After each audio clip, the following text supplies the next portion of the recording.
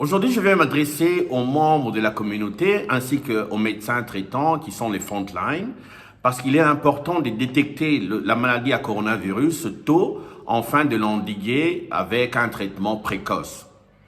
Pour cela, il faut savoir l'évolution de la maladie à partir du moment où vous êtes en contact avec le virus.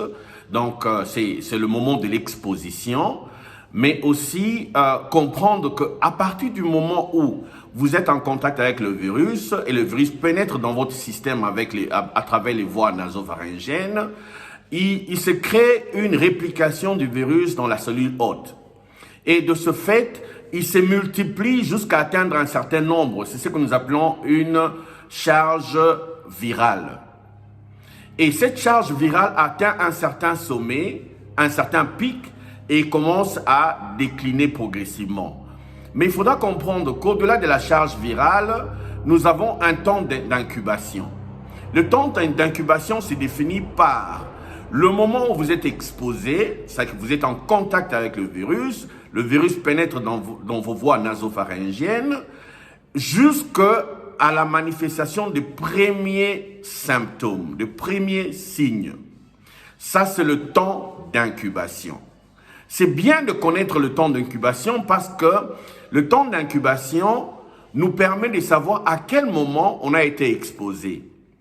Alors, le temps d'incubation pour la maladie à coronavirus nage entre 2 jours à 14 jours, avec une moyenne de 5 à 6 jours. Avec la variante Delta, il a été démontré que le temps d'incubation est assez court. 2 jours du moment de l'exposition, du moment du contact, jusqu'à la manifestation de premiers symptômes. Mais considérons les scénarios où le temps d'incubation est assez long. Il y a une période où vous avez une charge virale, donc c'est-à-dire le virus se multiplie en grand nombre dans les cellules hôtes et pénètre dans d'autres cellules, se multiplie. Mais maintenant, au moment où vous commencez vos premiers symptômes, il se passe 3 jours avant où vous êtes déjà infectieux. C'est-à-dire, l'infectiosité ou bien la contagiosité ne dépend pas du moment où vous développez les premiers symptômes. Mais ça dépend, c'est 3 jours avant la manifestation des premiers symptômes. C'est très important pour déterminer le temps de quarantaine, pour déterminer à quel moment vous avez déjà contaminé les autres membres de votre famille dans la maison ou de votre bureau ou de votre communauté. Parce que quand vous devenez infectieux, parce que vous avez atteint une charge virale élevée, et 3 jours après, vous commencez à développer des symptômes, et cette charge virale grandit crescendo jusqu'à atteindre un pic et commence à descendre selon que votre organisme se défend ou pas. Et cette charge virale détermine la contagiosité, la période où vous êtes contagieux.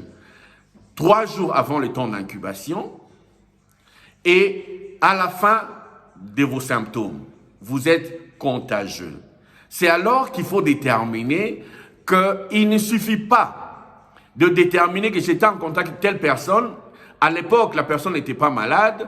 Non, si 3 jours avant, la personne, avant les manifestations cliniques, la personne avait déjà le symptôme, ou bien les virus dans son organisme, il était déjà contagieux. Et la personne demeure contagieuse même jusqu'à la fin de ses symptômes. C'est très important de déterminer cela parce que pour les cliniciens ou bien pour le médecin traitant qui sont frontline, c'est alors qu'ils vont déterminer quand est-ce que c'est précoce de commencer les traitements. Si une personne se présente auprès de vous avec les symptômes d'une durée de 5 jours, c'est-à-dire la personne a déjà consommé, a déjà été en contact avec le virus, la personne a été contagieuse, il faudra appeler les services appropriés pour signaler que toutes les personnes qui étaient en contact avec cette personne doivent être détectées, ils doivent être testés avec un test PCR. C'est très important. Et pour nous, les cliniciens, nous devons déterminer que 5 jours après la personne se présente, c'est-à-dire c'est un moment où nous devons savoir est-ce qu'il est tôt ou bien il est tard. Et quand il est tôt, c'est alors qu'il faut vraiment commencer les traitements de façon sérieuse et endiguer la maladie. Et pour les opérateurs de santé publique, ils doivent savoir que le moment de la quarantaine dure 3 jours avant l'incubation et même au-delà jusqu'à la fin de la symptomatologie.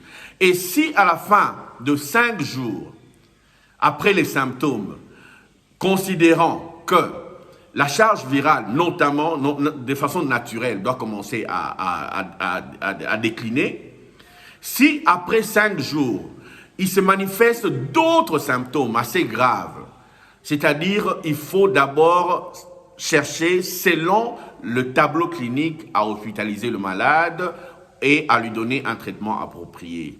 Il est très important de déterminer cette évolution pour besoin de santé publique, pour endiguer la maladie et réduire la séroprévalence, mais aussi pour traiter les patients assez tôt. Je vous remercie.